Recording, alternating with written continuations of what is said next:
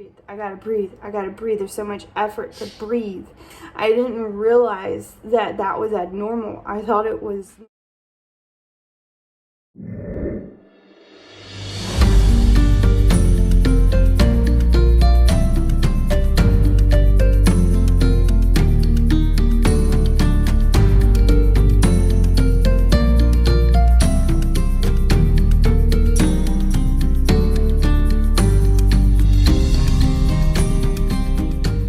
I'm back.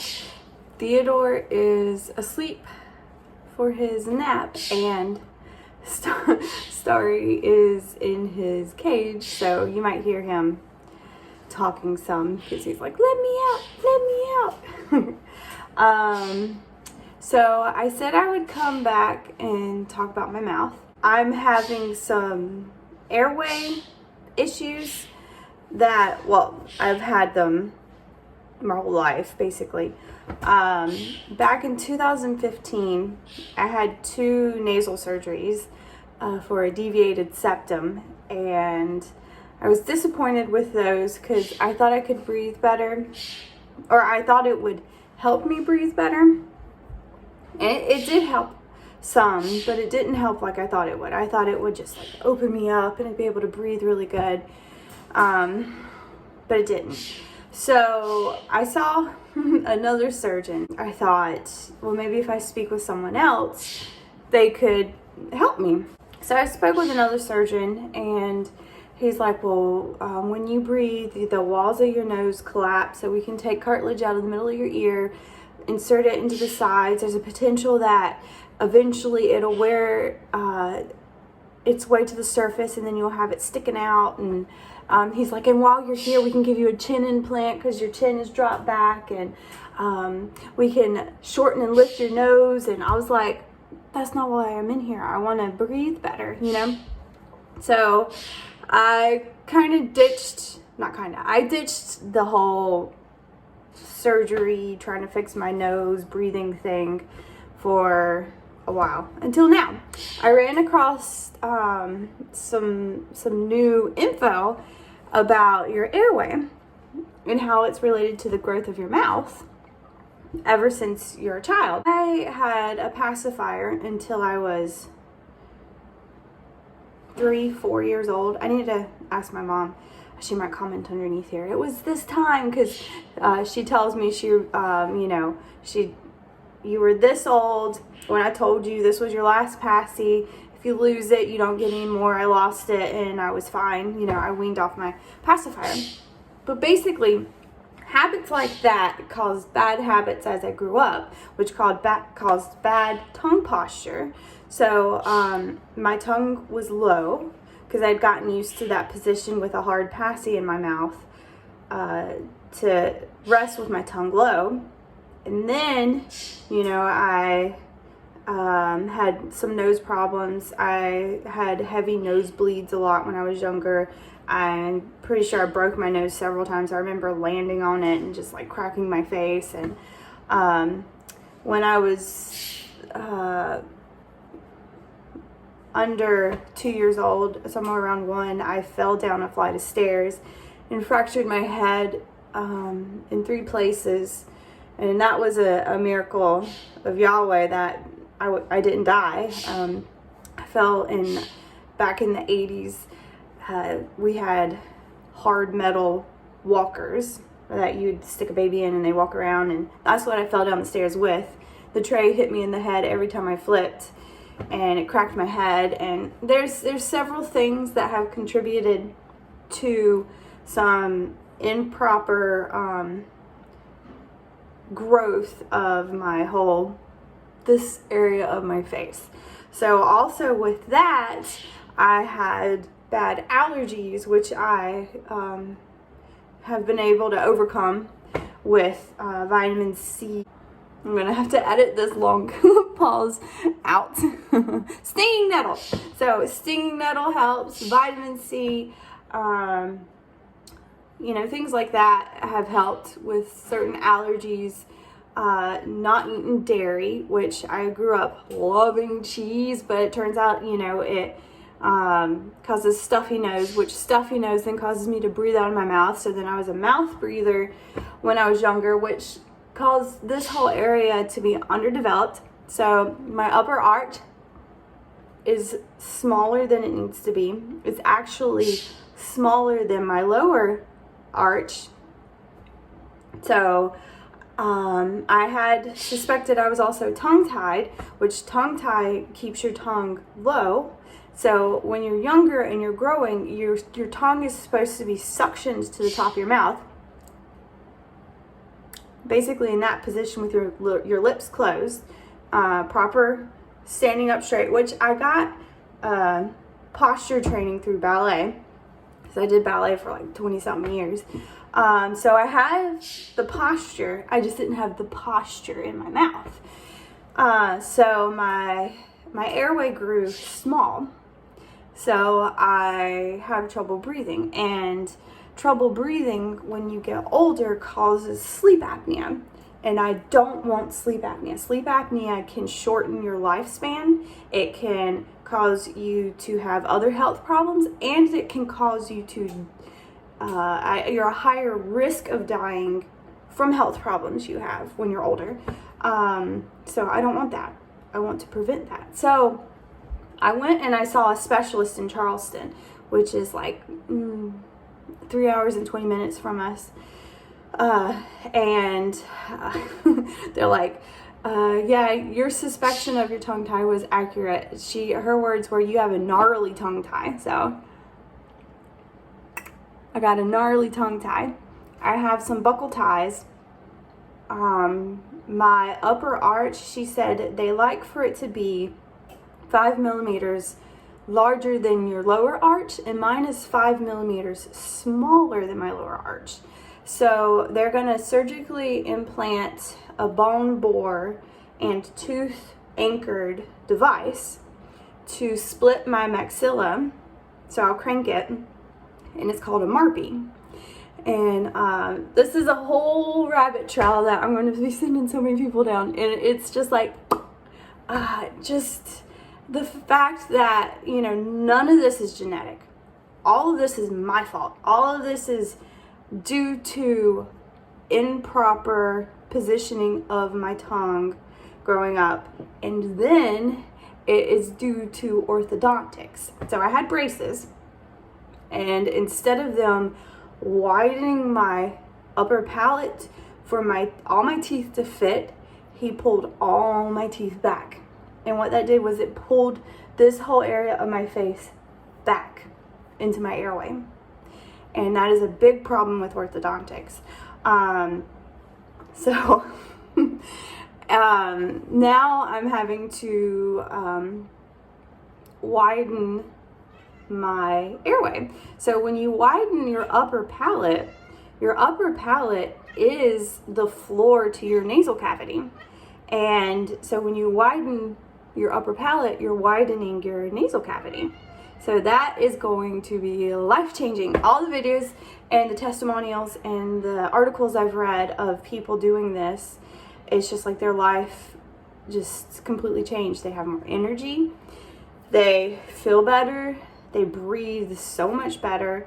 There's other problems I'm having because of it. I clench, so I get a lot of pain here. I've actually, for the past week now, been dealing with a ton of just excruciating pain right here, because I clench. Is pain up here and down here. So that will be realigned. So they'll put the device in the top of my mouth, and I'll go through Invisalign at the same time to match everything up so my bite stays good. And that will fix that. And because of all this, I'm also getting gum erosion. You can see my gum is lower than it needs to be. So I also have some buckle ties. They'll probably release one of the buckle ties that's right here at the gum where it's receding. Did I say erosion? Is that the term? Receding. A beach erodes. My gums are receding. So I have receding gum line because of my clenching, the bruxism.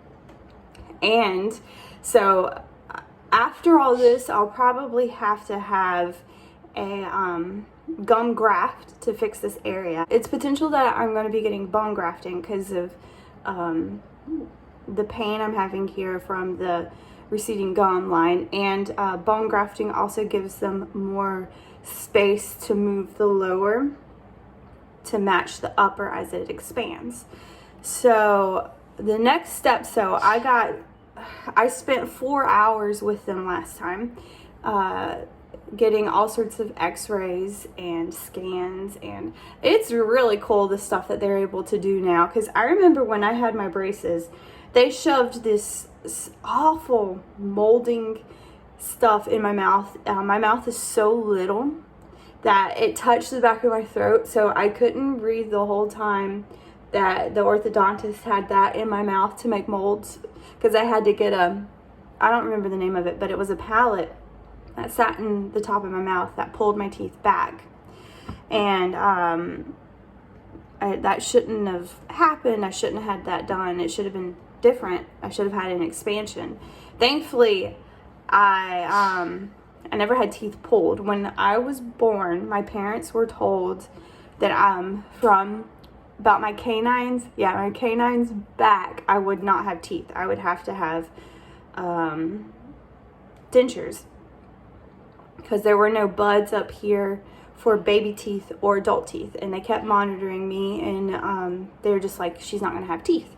So my family prayed over me. The church that we went to prayed over me. A missionary from Africa came and prayed over me twice, and they started seeing buds appear in my x-rays for adult teeth. So I never had baby teeth back here, but the buds started appearing, and then I started getting adult teeth in little bits. So like some would come in, and some would come in, and some would come in. So Yahweh gave me miracle teeth, and I remember my mom telling the orthodontist the story, because he pulled her into a room, and he was like, I have some questions about her teeth. I'm really confused, because I can tell that some have grown in different stages, and they're not the normal stages that teeth usually grow in. So she told him the story, and she said a tear rolled down his eye, and or down his face, and he was just so amazed. And he said that I had what they would call a perfect tooth. He said that he's never seen one drawn perfectly in a textbook, but I had a perfect tooth. He called it a heavenly tooth. He also said I had a heart-shaped tooth. He was really excited. This whole thing of the proper growth of the mouth, the airway, tongue posture.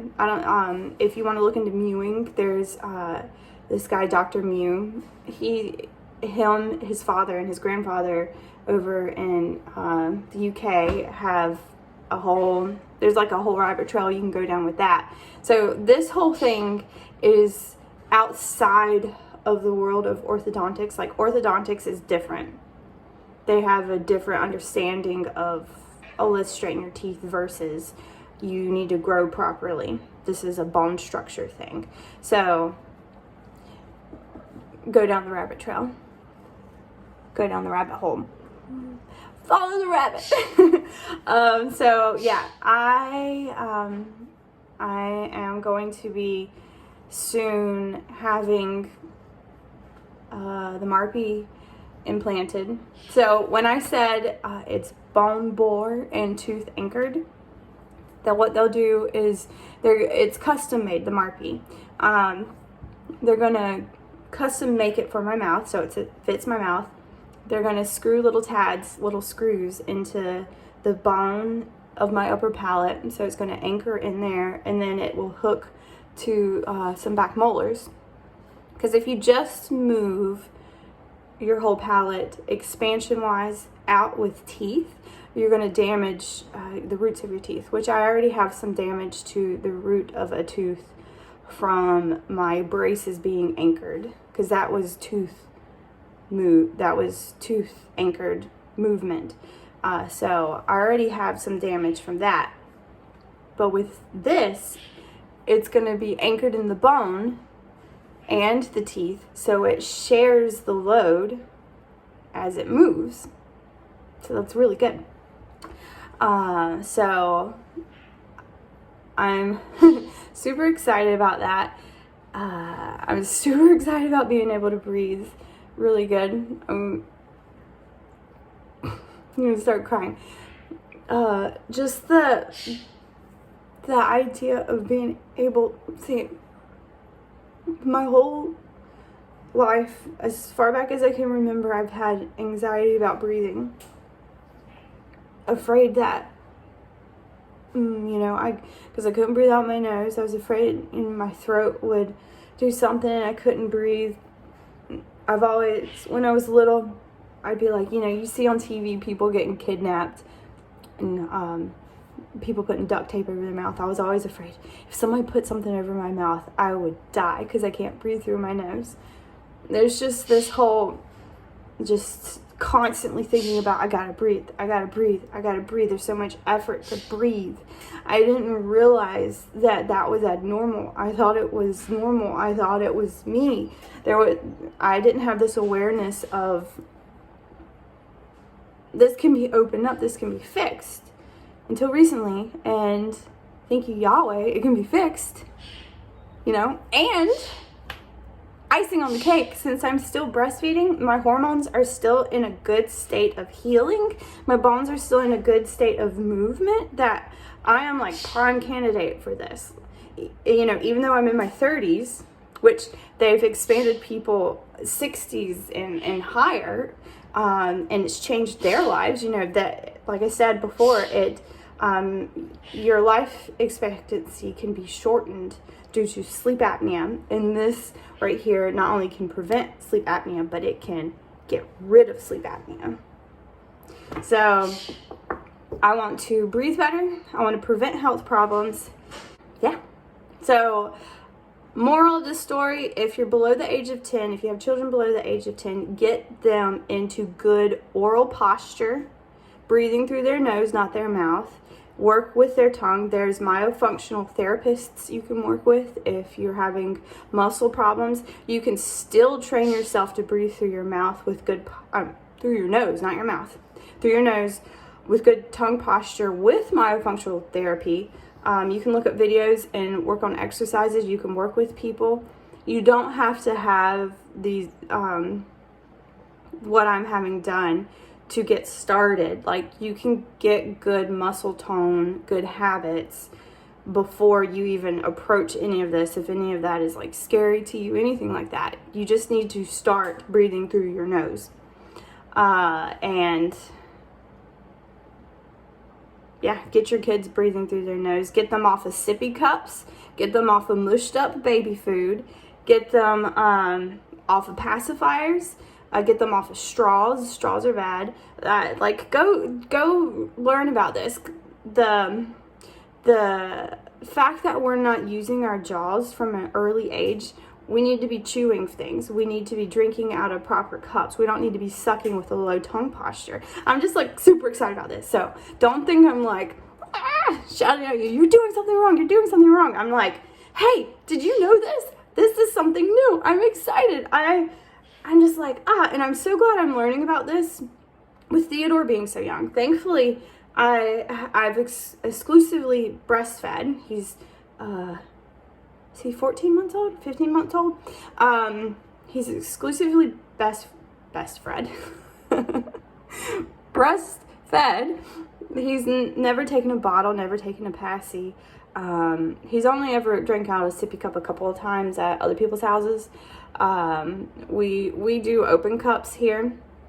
So whenever I see him sitting with his mouth open or anything like that, I walk up to him and I just wiggle his little lips and close them.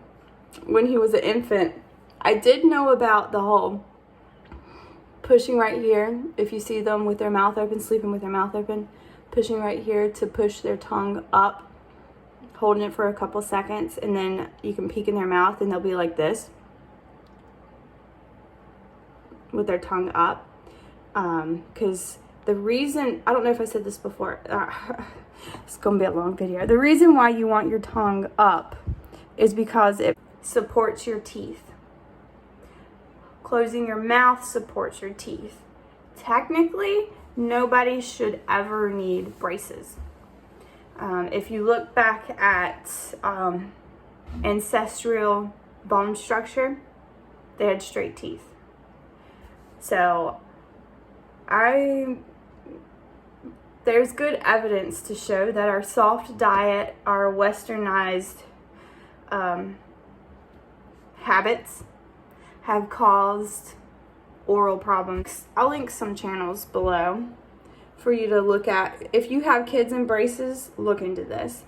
If your teeth are out of order, that is their functioning state. You strap braces to them, you move them, now your mouth is in a chaotic state because now you're going to have to force them to stay with retainers because you haven't trained yourself how to use your tongue, your lips, your posture to hold them in their state. So now you're in a chaotic state. So then you can have health problems due to it. So the whole goal is to get your body functioning together and holding itself together, basically. Not just with retainers and not just with braces, you know. Look into it. Hopefully I made sense to any of this. I'm new to a lot of this. I've been looking into it for a little while, and I'm getting ready to go through a lot of it, but I'm in no way an expert. So look into it. If not for your sake, for your child's sake, or someone you know. I have a lot of family members who have had orthodontics and are going through it right now. So I am going to do the dishes and things that I can't do when Theodore's awake because he likes to climb into the dishwasher while I'm trying to do the dishes. And yeah, I'm gonna do that. If you haven't watched my last video, I will clip it on here for you to watch because I'm sure you're gonna want to see it because you missed it. So go watch it. Say hello. We have a new friend. I have this old china hutch, turning it into a bird cage.